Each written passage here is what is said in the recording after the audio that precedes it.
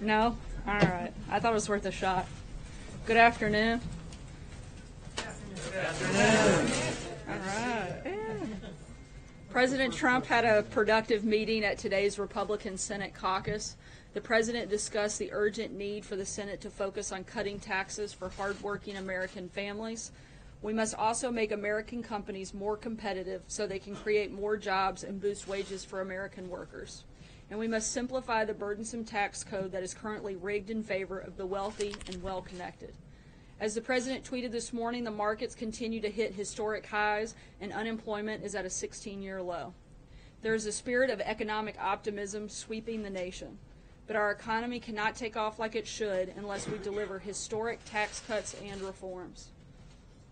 This is the president's top legislative priority, and he was encouraged today by the show of unity by Republicans on the Hill about getting this done. During the policy lunch, the president also discussed the urgent need for the Senate to confirm his slate of eminently qualified nominees, in spite of Democratic obstruction, so that they can get to work on behalf of the American people. The president will continue to work closely with the Senate to deliver on a legislative agenda that puts the interests of the American people first. This morning, the president welcomed winners of the Minority Enterprise Development Week Awards. This awards program is designed to celebrate the outstanding achievements of minority entrepreneurs, as well as individuals and organizations that are leading the way in advancing minority business enterprise. The award winners who visited the White House certainly meet that criteria, and the president was proud to host them. He's laser focused on building an economy that works for all Americans and delivering tax cuts and reforms for these hardworking entrepreneurs by the end of the year. On the national security and foreign policy front, for the 8th time, Russia has blocked UN Security Council action to hold accountable those who use chemical weapons, including terrorists in the Assad regime. By blocking the extension of the Joint Investigative Mechanism, Russia has once again demonstrated it does not care about stopping the barbaric use of chemical weapons in the world and will do whatever it takes to protect its ally, the Assad regime. Blocking the extension of the investigating authority means nothing less than Russia's endorsement of the Assad regime's use of chemical weapons against innocent women and children. We will continue to push back against this. And with that, I'll take your question. Sarah. President Trump has previously tweeted that Jeff Flake is a very weak and ineffective senator. Do you know if he has any reaction to Flake announcing that he won't seek re-election? I haven't spoken with him directly since the announcement by Senator Flake, but I think that based on previous statements and certainly based on the lack of support that he has from the people of Arizona, it's probably a good move. Matt. Thanks, Sarah. So we have 2 Republican senators now just today, Senators Corker and Flake, calling the president's behavior unacceptable and dangerous, saying that he regularly tells untruths. Senator Flake just called on his fellow Republicans to end what he called complicity and accommodation. I'm wondering what's the White House's response to this criticism coming from 2 Republican senators? I think that we support the American people on this one. I think that the people both in Tennessee and Arizona supported this president, and I don't think that the numbers are in the favor of either of those 2 senators in their states, and so I think that this is probably the right decision. Thank you, Sarah.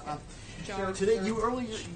Sarah, why is the president involved in this feud with Senator Corker? Is there some concern on Capitol Hill that what you should be focused on is getting your agenda of tax reform through, and that petty feuds like this just distract from the bigger issues? So why is the president engaging in this? Look, the president is focused on doing this. That's what he spent the majority of his day talking about. He went to the Hill and met with Republican senators to talk about tax reform, to push his legislative agenda. That's what he's spending a good bit of this week doing, and will continue doing next week until we get the job done. But why does he engage like this? Look, you've got an individual in the president. He's a fighter. We've said it many times before. The people of this country didn't elect somebody to be weak. They elected somebody to be strong. And when he gets hit, he's going to hit back. And I think Senator Corker knows that. And he's, maybe trying to get a headline or 2 on his way out the door. Sarah, next question. Thanks a lot, Sarah. Since the president's taken off in office, as you know, 2 Republican senators, Senator Corker of Tennessee and Senator Flake of Arizona, have both announced they're not running for re-election. In your view, is the president remaking the Republican Party? And if he's doing that, is he remaking it in a positive way? I wouldn't say necessarily he's remaking it, because you have a couple of individuals that are no longer running for office. Look, he's got a great relationship with a number of Republican senators. He's going to continue working with them and make sure that we get things done for the American people. He wants people to be in the Senate that are committed to actually moving the ball down the field, and I don't think these two individuals necessarily have been as focused on that. The president wants to get things done, and that's what we're going to work through the fall. John? So I understand that neither of these two senators we're talking about now have been allies, to say the least, of the president. But this has been an extraordinary series of attacks on the president from major figures in the Republican Party, and not typical political attacks. I mean, saying that the president is responsible for the debasement of the nation, that a breakdown of civility is the fault of the president, and that enough is enough. We've seen similar remarks from John McCain, the party's former nominee. In any of this, does any of this make the president pause and wonder if he is doing anything wrong, if he bears any responsibility for what these senators are saying is a breakdown of civility in our country? Look, I think the voters of these individual senator states are speaking in pretty loud volumes. I think that they were not likely to be reelected, and I think that shows that the support is more behind this president than it is those two individuals. Why is there so little? Why is there so little pushback from other Republican senators on this? I mean, Mitch McConnell is the Republican leader. Bob Corker is still a committee chairman. Should there be? Leader McConnell stood with the president just last week here at the White House and talked about how they were working together, how they were getting things done, how they were focused on actually moving the agenda forward. And so I think that's a pretty clear indication of where his support lies and what we're working to do. If I could just pick up on what John was talking about. One of the criticisms from Senator Corker today was the idea that history will most remember President Trump for debasing the country. And you could hear in Senator Flake's remarks the idea that he seemed to be writing it for history. How do you think history will view not only the remarks of the two senators today, but also former President Bush last week? I certainly think history is going to look at this president as somebody who helped defeat ISIS, who built an economy that was stronger than it's been in several decades, who brought unemployment to a 16-year low, who's created over 1.7 million jobs since being elected. I think those are the things that people actually care about, not some petty comments from Senator Corker and Senator Flake. And I think they're a lot more concerned about the big policy initiatives that this president is driving, including historic tax cuts, which we're going to get done by the end of this year, and then start focusing on some other things. Those are the things this president will be remembered by, and I think those are pretty good, certainly good facts, and ones that we're happy to stand by. Peter? Thank you, Sarah. The president of Wednesday asked the senators for their a show of hands on two candidates for Fed chair, Jerome Powell and John Taylor. Since being that Powell and Taylor are the president's favorites for the Fed chairmanship, and why would he ask input from the Senate on this? Those are certainly individuals that he's looking at, and as we've said, we don't have any announcements on that at this time, but the president is taking that decision extremely seriously, and he's being very thorough in the process, and he'll have an announcement on it soon. Sarah, are you concerned, is the White House concerned at all that these conflicts, which keep escalating, could impact the president's agenda? I mean, specifically, could, for example, Senator Corker, if the president continues to, lash out at him like this, could that prompt him to, do things that could be detrimental to the tax code? I would hope that Senator Corker is more focused on getting things done in his final months, and so we hope that he'll be very supportive of the tax cuts and tax reforms that the people in his state have demanded and frankly elected him to go to Congress and help do. So I pick up on that because the president in two different tweets today had said that Senator Corker was fighting tax cuts. Those were his words. Will now fight tax cuts and is now fighting tax cuts. But there's been nothing public from Senator Corker that he might be against tax cuts. So what exactly was the president suggesting or referring to there in those tweets? Has Senator Corker privately told the president or the White House that he's against tax cuts? I don't know that he said he's against them, but he certainly indicated his unwillingness at this point to really step forward and work with the administration on getting things done. We hope that he will come around and certainly vote for tax cuts, as the people in his state have demanded and requested and pushed for him to do such. Does the White House think that Flake, McCain, and Corker will eventually vote for tax cuts, all three of them? Could you need all three of I them? certainly think America hopes they do. Thank you, Sarah. Last week I asked you if the president wanted Senator Corker to resign, and you didn't want to go there. In light of everything that has happened since, has the White House changed its position on that? And at the very least, does the president think that Senator Corker should step down as head of the Foreign Relations Committee, especially since Senator Corker told CNN today, and I quote, that he wants to investigate some of the things that he is purposely breaking down, he being President Trump? Look, I think that's a decision for Leader McConnell in terms of who has those chairmanships. That's not something for the president to The determine. president doesn't think that he should step down or that he should resign. I haven't spoken to him specifically about that, but in terms of how the chairmanships are decided, that would be up to Leader McConnell. John? Okay, thank you, Sarah. Two questions. There is currently a contested primary for Senator Corker's seat. Congresswoman Blackburn facing former Congressman Fincher, and it's almost inevitable there will be a contested primary in Arizona. Dr. Ward not going to be left to get the nomination. Will the president take any role in the nomination process there? As I've said many times before from the podium, I'm not going to weigh into any political races and whether or not the president will engage. It's not appropriate for me to do from here. Charlie? The other thing, Sarah, is that in his penultimate salvo on Twitter, the president said that Senator Corker asked him to be Secretary of State, and he refused the request. That's a pretty serious claim, because no one really has been proven to have asked for a job in modern times like that. Did Senator Corker actually ask the president to be a Secretary of State? That's my understanding, but I don't know much beyond those initial comments. Charlie? Is the president confident that Majority Leader Mitch McConnell can hold the Senate caucus together? Yes, he is, and he thinks that we're going to work together with Republican senators, particularly Leader McConnell, to get tax cuts and tax reform done this year. And is he upset by senators? Why does the White House and the president specifically continue to say that Senator Bob Corker helped President Obama on the Iran deal when the facts clearly say that's not true? Actually, the facts do say that it's true. It was Senator Corker who wrote the INARA legislation that legitimized the Iran nuclear deal. Despite lacking the votes to ratify the flawed Iran deal as a treaty in the Senate, Corker's bill rolled out the red carpet for the Obama administration, gaining congressional approval without the necessary votes. He may not have voted for it, but he certainly helped make it happen. But he didn't vote for it. But I mean, he the Washington helped Post allow has it to given take 4 place. Pinocchios on this. If you look through And it, as I've said Senator many Corker times says it's a before, I lie. wouldn't Why- use the Washington Post as my source, Jeff. You Exactly, should know but better this than is that. true. When you go back and look through Jeff, this, the Mason. White House clearly is not telling the truth on this. Why does the Actually- president continue to say that he helped President Obama with it? It's Because just not he true. did. He voted against it, though, Sarah. He voted against it, but he allowed it to happen. He put it in motion. He rolled out the red carpet, and he made it possible for it to move forward. That is a fact, and that is true. Jeff? Sarah, what do President Trump's advisors advise him about his use of Twitter?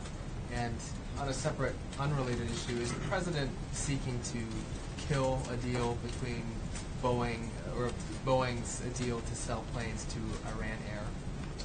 On the first one, I would say in regards to Twitter, as I've stated several times before from here, it's always a benefit for the president to be able to speak directly to the American people without any filter, without any bias. I think that's a positive thing. I think it's one of the reasons that the president is because he often goes directly to the American people, speaks directly to them, and I think that's a plus.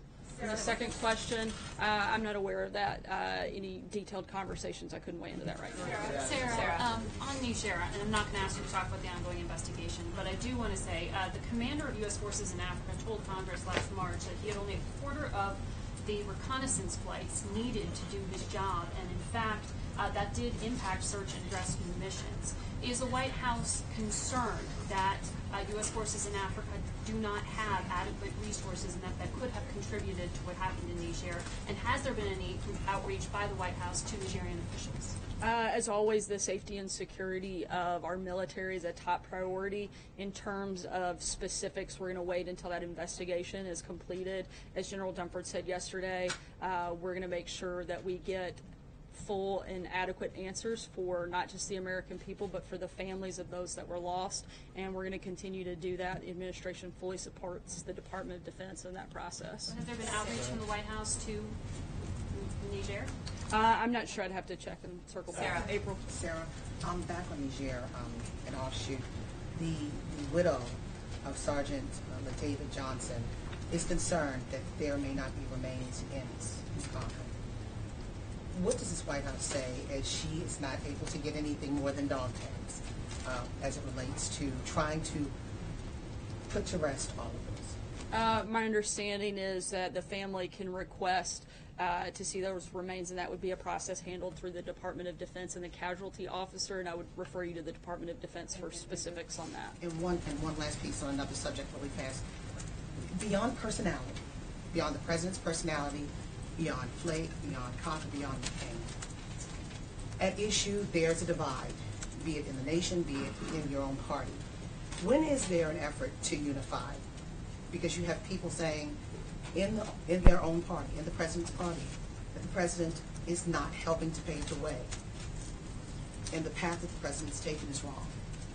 When is there an effort for this president to start unifying, not just within the party, but with the country, because there's so many divides? Yeah, every day there is an effort to unify. I think you see that in the policy initiatives that this president is pushing, tax cuts that affect everyone, particularly the middle class. I think that's something everyone should be able to rally around, whether you're Democrat or Republican. That should be something that brings everybody together. You look at the defeat of ISIS, you look at the growth of the economy, you look at unemployment. These are all things that should bring our country together, and certainly things that this president has been focused on and will continue to be focused on moving forward. Sarah, the president is likening his tax cuts to what Reagan did, but as we all know, after those 1981 cuts, there were a series of tax increases, including the Social Security payroll tax increase, which affected middle-class Americans. Today, Social Security's fiscal situation is far more dire. What does the president have to say about his intentions when it comes to these entitlements once these tax cuts go through? Look, the president said that he did not want to impact Social Security and wanted to make sure that we protected that. The biggest thing he's focused on right now, though, are those tax cuts and making sure that they're permanent tax cuts that really impact and help the middle class, and that's his biggest priority. Cecilia? No changes? Thanks, Sarah. No changes? Not at this time, no. The three Republican senators have hit at the same theme, that there is this degradation of civility in American politics, and we also heard that from three past presidents in recent days. So does this White House agree with that sentiment, that there is a lack of civility in the conversation happening in this country right now from American politicians? And does this president bear any responsibility for that? Look, I think we, as I've said before, we can always do better. And we're looking at ways every single day, as I just told April, to bring the country together, to focus on policies that really help people, really empower people, and do that for all Americans. That's this president's, what he laid out on the campaign, and that's what he's been focused on since he became president. Thank you, Sarah.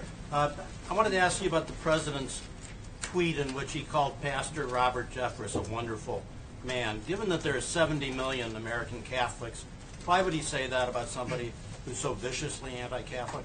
I'm not aware of Robert Jeffress being anti-Catholic. I know that he engages with the Catholics in his home state on the regular basis to participate in events like the March for Life. Those are the only actions I've seen him participate in, so I couldn't comment any further on that. Brian? Sarah, thank you. One of the aspects of civil discourse is for people in the discussion to acknowledge when they've made misstatements. And there's a pattern in this White House and with the president that when they make misstatements, those are not corrected. For example, the chief of staff came out here at this podium and mischaracterized the speech by a congresswoman given at an FBI building dedication. Why won't the chief of staff or you right now acknowledge that that was a mischaracterization and correct the record? I don't believe that General Kelly mischaracterized. He gave his account of what took place. General Kelly and his family have made the ultimate sacrifice for our country. I think he's led with honor and integrity. I think he's doing a great job of Chief of Staff, and I don't think he has anything to correct or apologize for. Just to follow up, Hallie? why wouldn't,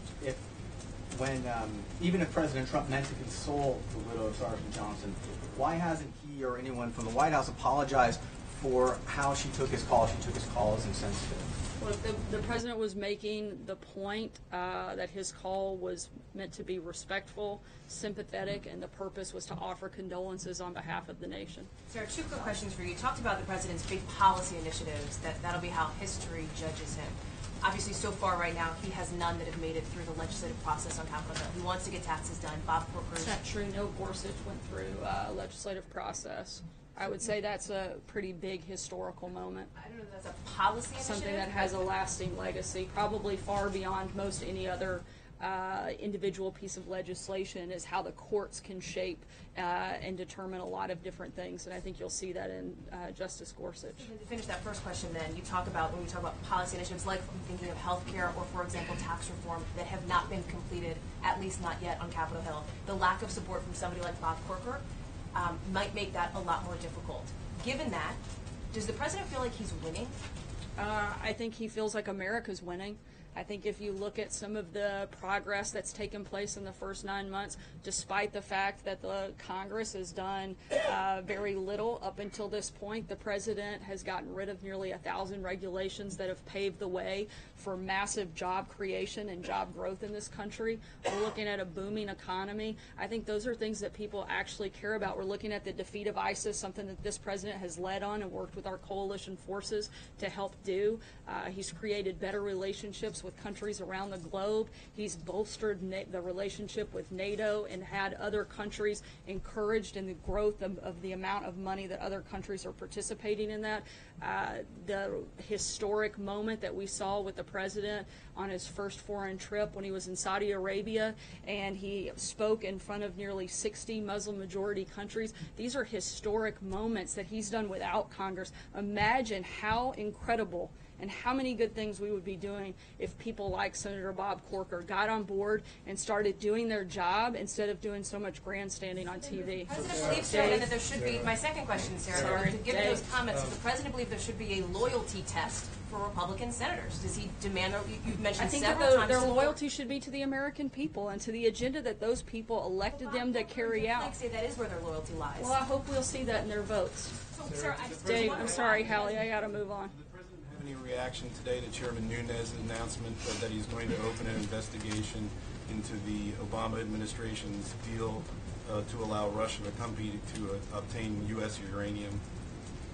I haven't spoken with him directly about that, but I certainly think it is a move in the right direction and something that we've spoken about several times here, that if there was any collusion whatsoever during the campaigns of any point or any collusion at any point with another country, that they should look at the Clintons, and so I think that's the right thing. Sarah? Thanks, Sarah. Okay. Sorry, go ahead. Sarah, thank you.